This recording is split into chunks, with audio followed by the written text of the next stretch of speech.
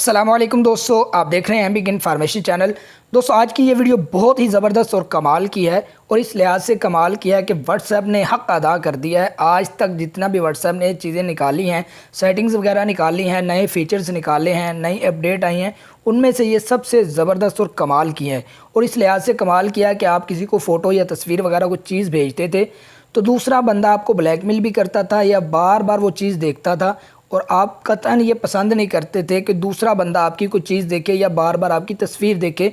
और आपकी ये चाहत होती थी कि तस्वीर भेज के उसको कहें कि भाई तस्वीर को देख के डिलीट कर देना, लेकिन वो बंदा डिलीट नहीं करता था या हमसे गलती से तस्वीर चली जाती थी फिर भी वो बंदा डिलीट नहीं करता था, या हमारा कोई कीमती डॉक्यूमेंट्स होता था जो बंदा दूसरा डिलीट नहीं करता था। हमें काफ़ी परेशानी लाहिक होती थी। 4 अगस्त 2021 की आज की अपडेट में व्हाट्सएप ने ये फीचर ऐड कर दिया है। बहुत कमाल का है। आप देख सकते हैं जब आपने किसी को तस्वीर भेजनी है तो आपने ये फ़ीचर इस्तेमाल करना है, ये ऑप्शन इस्तेमाल करना है। जब आप ये सेटिंग कर लेंगे दूसरा बंदा सिर्फ एक बार आपकी तस्वीर देख सकता है, दूसरी बार वो आपकी तस्वीर नहीं देख पाएगा।